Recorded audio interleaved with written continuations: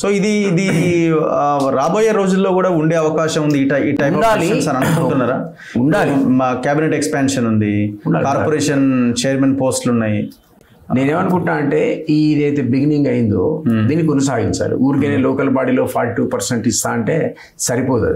మీరు దాన్ని ఎక్స్టెండ్ చేసి పార్టీ రేపొద్దున ఎమ్మెల్యే సీట్లు ఇచ్చిన ఆ ప్రపోర్షన్ ఫాలో అవ్వడం, లేదా మీరు అన్నట్టు రేపు ఇమ్మీడియట్గా ఉన్నటువంటి క్యాబినెట్ ఎక్స్పాన్షన్లో కూడా వాళ్ళకు పెద్దపీట వేయాల్సిన అవసరం ఉందని నేనైతే అనుకుంటున్నాను. ఈ రెండే కాదు, ఎమ్మెల్సీలు అవకాశం వస్తే కూడా రేపు పొద్దున వాటిని మళ్ళీ ఒకసారి ఆఫ్టర్ 2 years మళ్ళీ వస్తాయి. వాటిలో కూడా చూపించాల్సిన అవసరం ఉంది. లోకల్ బాడీస్, ఈ ఎమ్మెల్యేల సెలక్షన్, క్యాండిడేట్ సెలక్షన్, ఇవన్నిట్లో కూడా ప్రతి దగ్గర ఈవెన్ పార్టీ పదవులు, అవును పార్టీ పదవులు, పార్టీ చాలా ఇంపార్టెంట్ పదవులు ఇవ్వడం అనేది. అందులో కూడా ఇదే ప్రపోర్షన్ జిల్లాలో కూడా నామినేటెడ్ పోస్టులు ఉంటాయి కదా. ఈవెన్ గవర్నమెంట్ పరంగా కార్పొరేషన్స్ ఏవైతే మనం వేస్తున్నామో ఇంకా కొన్ని కార్పొరేషన్ నింపాల్సిన అవసరం ఉంది, దాంట్లో సభ్యులు వేయాల్సిన అవసరం ఉంది.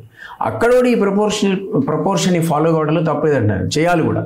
చేస్తే మన స్ఫూర్తి ఏంటో మనం చెప్పుకున్నట్టు అవుతుంది, మనకు చిత్తశుద్ధి ఉందని ప్రజలు విశ్వసిస్తారు. అది హై టైం ఇప్పుడు. ఎందుకంటే దాదాపు 3000 పోస్టులు ఇది కార్పొరేషన్ మెంబర్లు అన్ని కలిపి అక్కడ పార్టీలో 3000 పోస్టులు ఉన్నట్టు నేను వింటున్నా.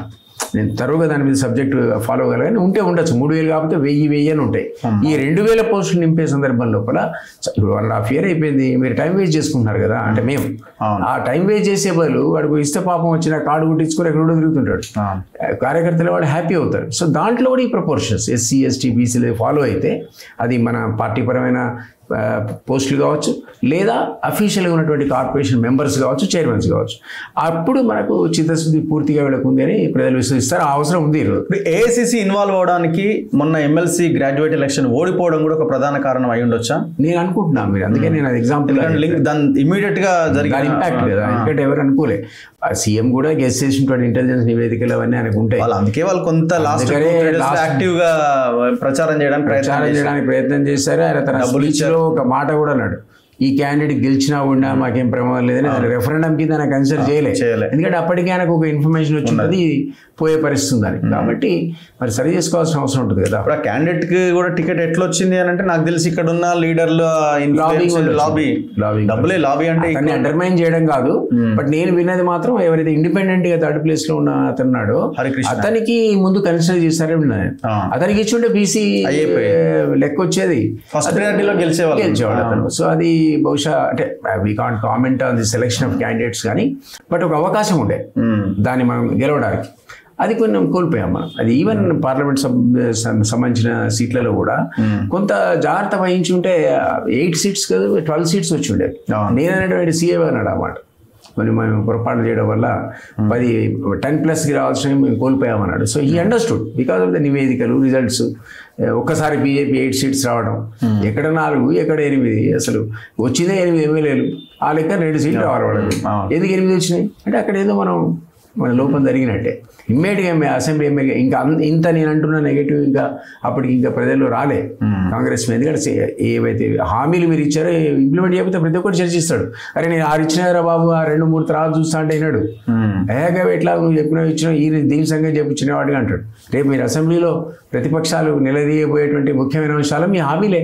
అవును, అంతే కదా. వాటికి జవాబు చెప్పలేకపోతే మరి ప్రాబ్లం అవుతుంది. సో ఇప్పుడు ఇంకొకటి, ఇప్పుడు చాలా మంది ఉద్యమకారులు, ఉస్మానియా యూనివర్సిటీలో ఉన్న సరే కాంగ్రెస్ పార్టీలోనే ఉన్న నాయకులు, వాళ్ళు పాపం ఎంతో కాలం నుంచి కార్పొరేషన్లో ఇంకో దానికోసం ఎదురు చూస్తూ ఉంటారు. వాళ్ళకి ఏవి లేవు, ఎమ్మెల్యే టికెట్లు ఏమైనా ఇచ్చారంటే అది లేదు, గెలిచిన తర్వాత ఎమ్మెల్సీలకు అవకాశం లేదు, కార్పొరేషన్స్లో అవకాశం లేదు, ఉద్యమకారులకు అవకాశం లేదు. సో ఇట్లాంటి వాళ్ళు కొంత ఊపిరి తీసుకొని మాకేదో జరుగుతుంది అన్న ఒక ఆశాభావంతో ఉండే పరిస్థితి ఉన్నదా ఇప్పుడు? నేను ఆ మీటింగ్ అటెండ్ అందరికి ఒక రకమైన ఇది వచ్చిందా? నేను ఆ మీటింగ్ అటెండ్ కాలే కానీ పేపర్లో చూసాను. మీనాక్షి నటరాజన్ వచ్చిన తర్వాత ABC కేటగరైజేషన్ చేశారు. ఇంట్లో ఉన్న సీనియర్ నాయకులు, ఇనాక్టివ్ పదవి లేని వాళ్ళు, Bలోనేమో ఉద్యమకారులు, Cలోనేమో ఇంకో కేటగిరీ ఏదో పెట్టారు. రీసెంట్గా వచ్చిన వాళ్ళు, నినాగం మొన్న వచ్చిన వాళ్ళు, ఇట్లాంటి కేటగరైజేషన్ చేసి ఆ రకంగా ఆ ప్రపోర్షన్లో పదవులు నింపుతామని చూసారు. చేయగలిగితే మంచిదే. ఇక్కడ ఉద్యమకారులకు గత ప్రభుత్వం పదవులు ఇవ్వక పెద్ద తప్పు చేసింది. ఆల్మోస్ట్ 10 yearsలో కేసీఆర్ ఉద్యమకారులకు ఇవ్వకపోతే ఇవ్వకపోయాడు, ఉద్యమ ద్రోహులకు ఇచ్చాడు. అది పెద్ద తప్పు చేస్తాడు. ఆ తప్పు మనం చేయకూడదు.